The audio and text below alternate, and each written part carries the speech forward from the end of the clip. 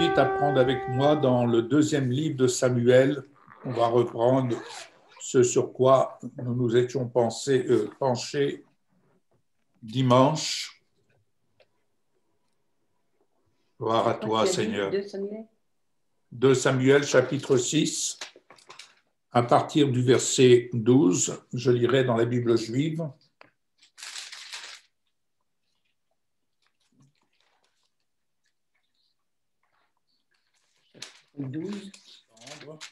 Dans cette période que nous traversons, ce n'est pas une période facile, mais il nous faut comprendre aussi prophétiquement ce que le Seigneur nous fait entendre par des actes.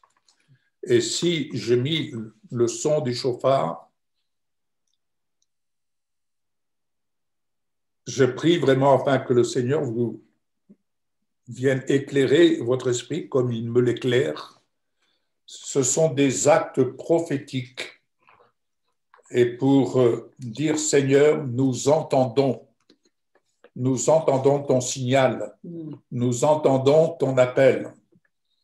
Et je ne peux que vous recommander vivement, vraiment être attentif quant à ce que l'Esprit de Dieu en vous vise à vous éclairer de manière à vivre cette traversée, à la vivre avec la bénédiction de Dieu. Mais la bénédiction de Dieu, elle se chérit. La bénédiction de Dieu, il faut en prendre soin et il faut en être conscient. Vous allez être amenés à vivre des changements.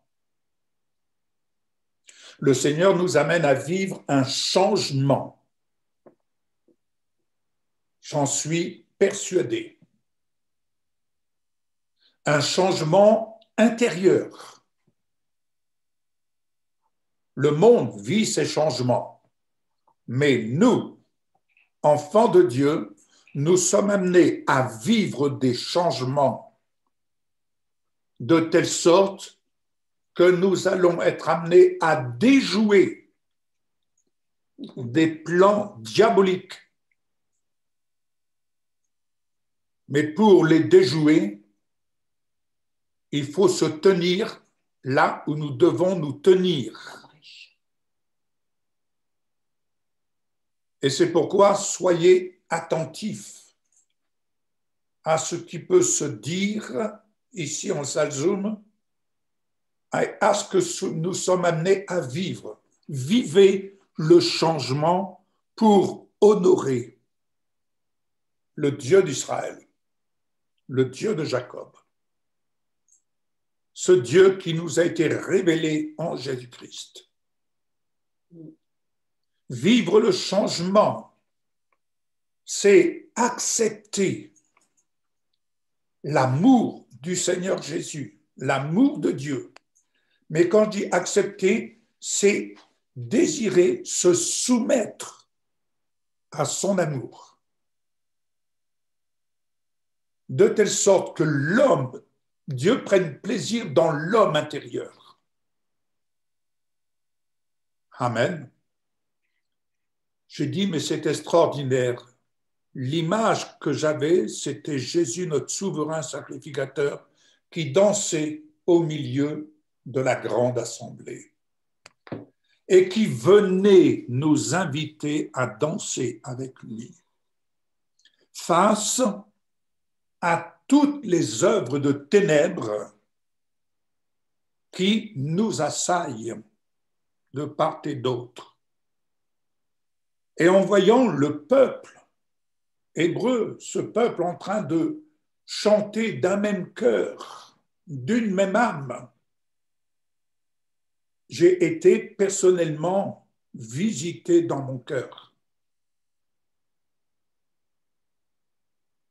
Et je me suis dit, il faut que je partage ça à mes frères. Il faut que je leur partage cela. j'ai regardé et j'ai écouté avec la pensée de Dieu pour en retirer qu'est-ce que cela, comment pouvons-nous avoir pour nous la lecture de cela. Et c'est ce qui est venu animer notre culte dimanche et où, en effet, face aux ennemis, mes bien-aimés, nous sommes invités à danser devant l'Éternel Dieu. Nous sommes invités à danser parce que nous sommes au bénéfice du triomphe et de la gloire de Jésus-Christ. Il faut sortir, j'espère que vous allez comprendre ma pensée, il faut sortir de nos étables. Vous savez, qu'est-ce que nous entendons dans les étables? J'ai vécu à la campagne et je sais ce que c'est que des étables. Mais dans les étables, on entend des bêlements, des beuglements, on entend tout cela. Surtout quand, par exemple, c'est l'heure de la traite, les vaches, elles beuglent. Les étables, c'est ce qui réunit là où on se lamente, là où on pleure, là où on est désarmé, là où on ne voit plus autour de nous un signe de victoire.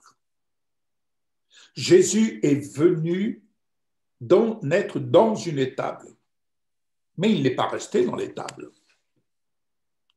Il est venu accomplir l'œuvre du Père pour nous emmener avec lui dans son ciel de gloire. Alors, bien-aimés, ne soyons pas asservis à l'esprit de ce monde, mais allons nous réjouir dans la grande assemblée. Dans la grande assemblée. Vous voyez, aujourd'hui, je le dis, il y a des gens qui sont parfois durs d'entendement et ils ne veulent surtout pas perdre. Ils ne veulent pas perdre ce qu'ils ont construit. Ils ne veulent pas perdre. Mais je vous dis, quant à nous, acceptons de vivre le changement. Venir se retrouver dans la salle Zoom, c'est vivre un changement. Mais dans ce changement, il y a un but que Dieu nous donne. C'est que notre cœur se rapproche de lui.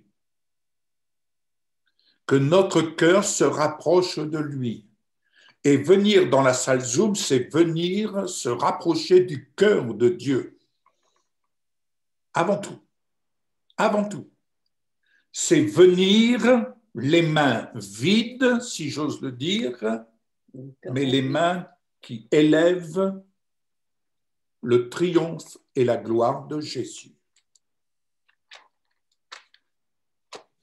Venir en salle Zoom, c'est vivre le changement et être libéré par la grâce de Dieu, être libéré de ce que nous étions auparavant asservis. Même en tant que chrétiens, nous étions encore asservis. Et on voudrait encore, l'adversaire voudrait encore nous asservir, et je veux employer un terme qui n'est pas très courant dans mon langage, mais les démons, avec leur roi, voudraient nous asservir, nous asservir, nous asservir. Et comme quelqu'un le disait un jour, ça suffit. Ça suffit. Amen. Alors, je vais vous partager, et là aussi c'est un changement. Quelqu'un me disait l'autre jour, dimanche, il dit, j'ai trouvé ça très bien de partager la parole et ensuite on a offert au Seigneur des danses, des louanges et il dit, j'ai trouvé ça très bien. Il a trouvé l'ordre des choses inhabituelles mais beaucoup plus réjouissantes. la parole et toute autorité. Soumettons-nous à l'autorité divine et honorons l'autorité divine en donnant la parole à la parole. Ensuite, nous pourrons nous réjouir avec notre souverain sacrificateur. Alléluia. Alors, lisons ensemble 2 Samuel, chapitre 6, verset 12 à 23. On rapporta au roi David, Adonai a béni la maison d'Obed-Édom et tous ceux qui lui appartiennent grâce à l'arche de Dieu. Alors David fit joyeusement monter l'arche de Dieu de la maison d'Obed-Édom jusqu'à la cité de David. Lorsque ceux qui portaient l'arche d'Adonai eurent fait 6 pas seulement, il sacrifia un bœuf et un agneau gras. Je ne vais pas vous faire une étude là-dessus, ce n'est pas mon propos, mais il y aurait certainement matière à réflexion. Puis David dansa et tourna sans modération. Dans une autre version, il est dit avec force. Tourna sans modération devant Adonai, portant un éphod de lin. Alors David et toute la maison d'Israël firent monter l'arche d'Adonai avec des cris et au son du chauffard. Alors que l'arche d'Adonai entrait dans la cité de David, Michal, fille de Shaoul, regarda par la fenêtre et vit le roi David sautant et tournant devant Adonai. Et elle fut remplie de mépris à son égard. Ils amenèrent l'arche d'Adonai à l'intérieur et la mirent à sa place dans la tente que David avait dressée pour elle. David offrit des holocaustes et des offrandes de paix devant Adonai. Lorsque David eut achevé d'offrir des holocaustes et des offrandes de paix, il bénit le peuple au nom d'Adonai Tsevaot.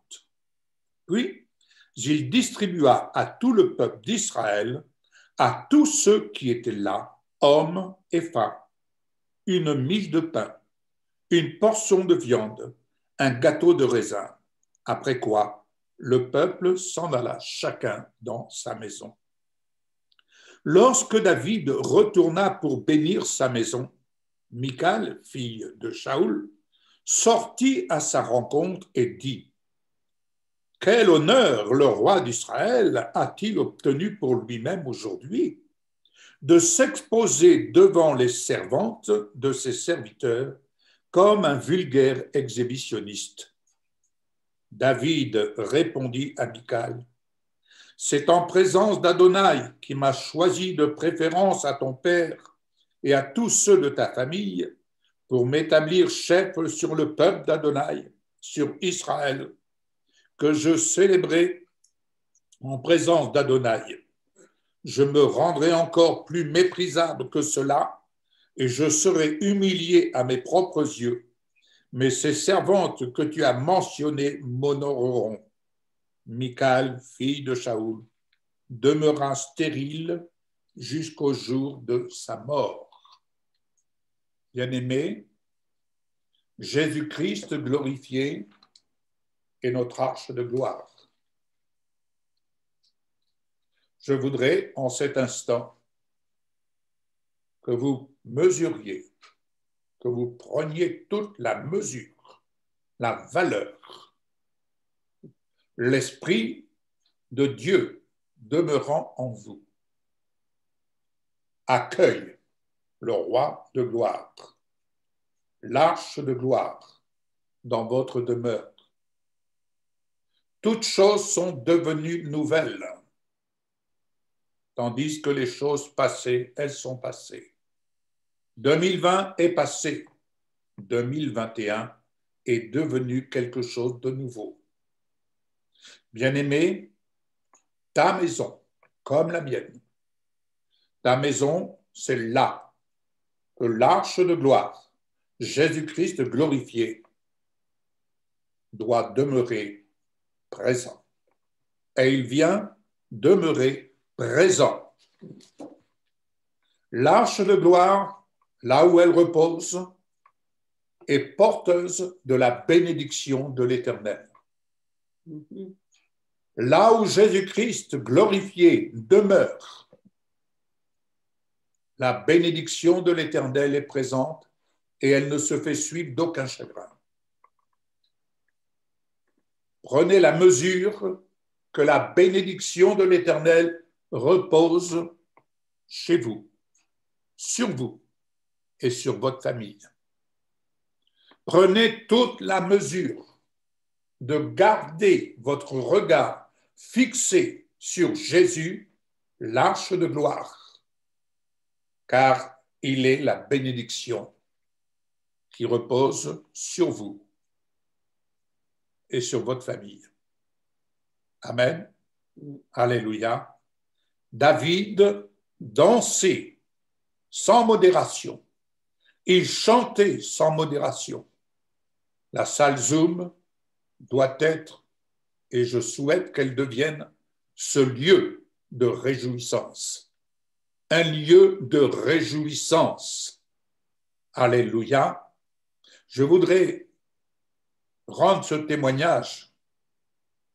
Un jour, lorsque Michel était hospitalisé à Vichy, c'était pendant 2 mois que tu étais hospitalisé, nous revenions du Gabon et Michel était hospitalisé pour un paludisme cérébral. Et j'avais ramené avec moi des cassettes vidéo qui m'avaient été offertes d'un serviteur de Dieu que je peux nommer Jimmy Swaggart. Mais j'écoutais particulièrement la louange. Séverine était là également. Mais je peux vous assurer, bien-aimés, que pendant plus de 2 mois, tous les jours au soir, j'avais ma propre réunion dans la louange. Dans la louange. Je ne comprenais rien à l'anglais, mais mon esprit était dans la louange. À telle enseigne que, comment dire, Olivier, venant de temps à autre me rendre visite, a cru à un moment donné que je devenais fou. Oui, il est venu me le dire à l'hôpital. Il est venu dire à Michel, je crois que Yves devient fou. Je n'ai jamais quitté la voix ni le salon. Tous les jours, au soir, j'avais rendez-vous dans la louange. Et ce n'était quand même pas... Ce qui l'avait marqué, c'était que tu écoutais la louange et tu avais les bras levés. Il dit, il reste des heures les bras levés. Voilà. J'ai dit, il est en train de louer Dieu. C'était vraiment pour moi. J'ai l'impression qu'il devient fou, mais non, j'ai dit, il devient pas fou. C'était la présence pour moi, aujourd'hui, je peux le dire, c'était la présence de l'arche de gloire qui me permettait de tenir debout et surtout, face à ce que nous étions en train de traverser à l'époque sans assurance sociale. Et on me disait, Monsieur Gravé, vous en avez pourtant, ça se chiffrait par millions. Et il y avait Samuel qui était également hospitalisé pour un paludisme dans la rate. Et on venait sans cesse me rappeler. Mais ce que je voudrais souligner, comment avons-nous et comment nous avons tenu debout, n'est-ce pas? Tout simplement la louange, la danse même. Alléluia. C'est ça qui nous a permis, et je peux dire, l'Éternel Adonai nous a tenus debout. Alléluia. Alors, bien-aimés, face à tout ce qui se traverse, il ne s'agit pas de s'exciter, il ne s'agit pas de s'énerver, il s'agit d'être paisible. Mais le fait d'être paisible nous amène à nous réjouir avec assurance, avec sérénité, parce que nous sommes en présence de l'arche de gloire. Il est notre triomphe, il est notre gloire. Alléluia. Je dirais même, peu importe les problèmes qui assaillent de part et d'autre, ce qui importe, c'est d'entendre la voix de l'Éternel. Et c'est d'entendre ce que Dieu dit. Cela est bien plus important que tous nos petits problèmes passagers. Alléluia. Amen. Je voudrais vous lire, pour compléter, et nous allons passer à la pratique, ce que Michel m'a donné, m'a demandé de vous le partager, dans le livre de... Au fil des jours. Au fil des jours. C'était la date du 11 janvier. Je m'occuperai de tes ennemis. Dans le psaume 6, versets 7 à 11.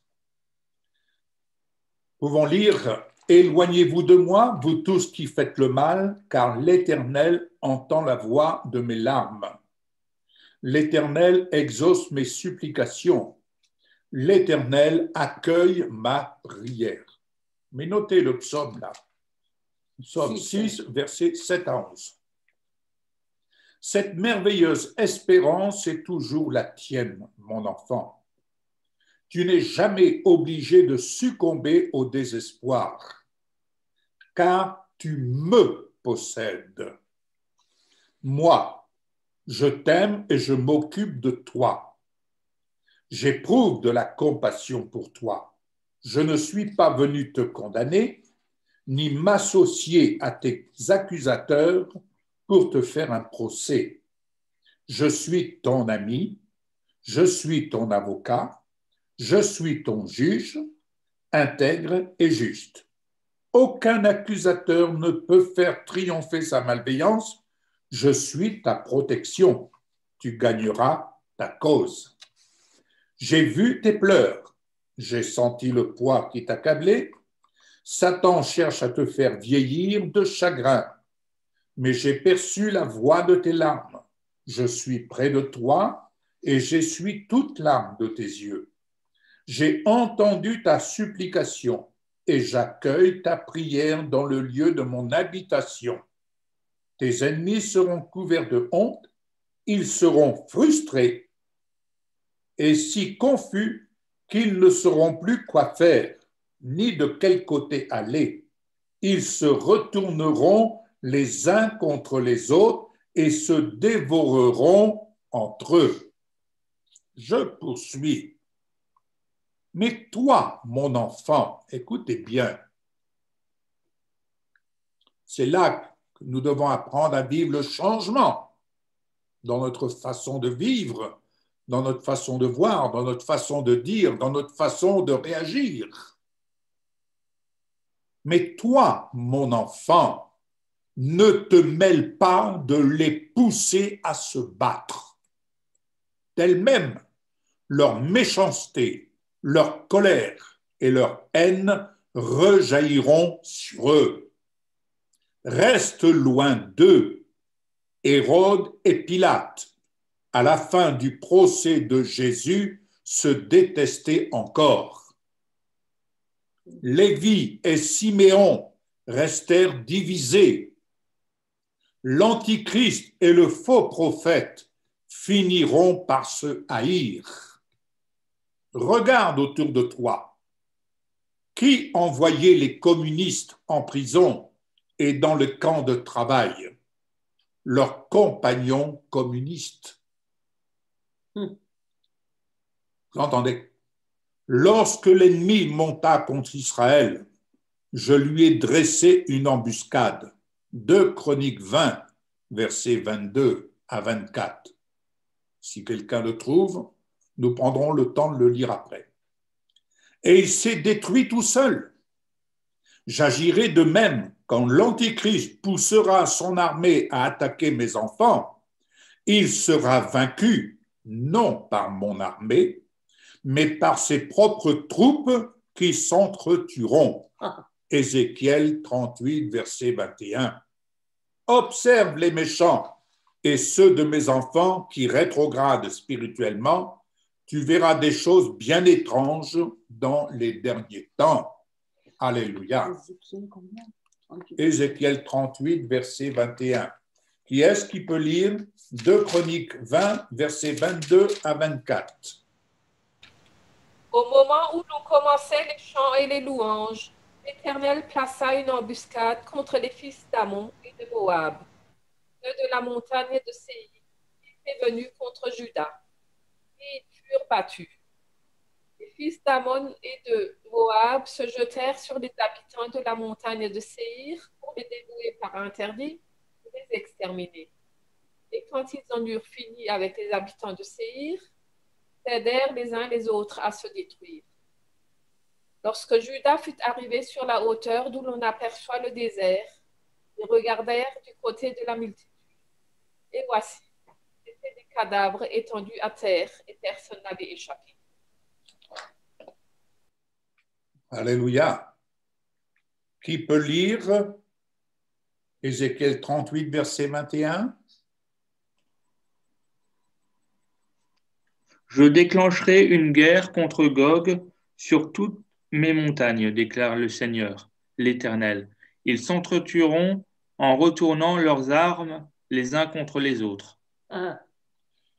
Alléluia. Bien-aimé, j'ai dit il y a quelque temps, j'ai eu dans la partage, je ne sais plus si c'est avec vous ou avec attention de ne pas se laisser envahir dans le cœur par la colère, par des jugements. Ne faisons pas le procès de quiconque, de tout ce qui arrive. Le Seigneur nous demande de nous tenir dans sa présence et à l'honorer, à honorer l'arche de gloire. Ta bénédiction, elle est là, elle n'est pas par le fait que tu pourrais dire « je vais exercer l'autorité ». Non, rappelez-vous simplement, Saul de Tarse, le Seigneur lui-même est venu régler son problème. Ouais. Alléluia. Le Seigneur est venu régler le problème de Saul de Tarse. Nous sommes amenés, vous savez, devant toute situation, je le redis encore, ce que nous avons eu à vivre en ce temps-là avec Michel, c'était vraiment un vécu, une leçon qui nous a permis, et même Jocelyne pourrait en parler, mais qui nous a permis vraiment de voir le bras de Dieu en action. En action.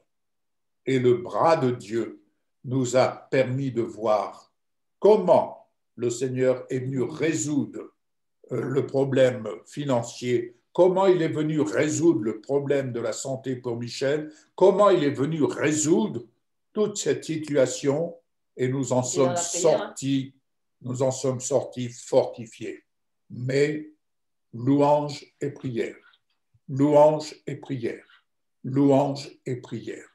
Nous n'avons pas pleuré devant le problème, nous n'avons pas fléchi devant le problème, nous avons fléchi notre cœur, nous avons incliné notre cœur devant Adonai, devant le Dieu d'Israël, qui nous révèle la justice, sa justice en Jésus-Christ. Amen. Alléluia. Voilà ce que je voulais vous partager pour votre édification.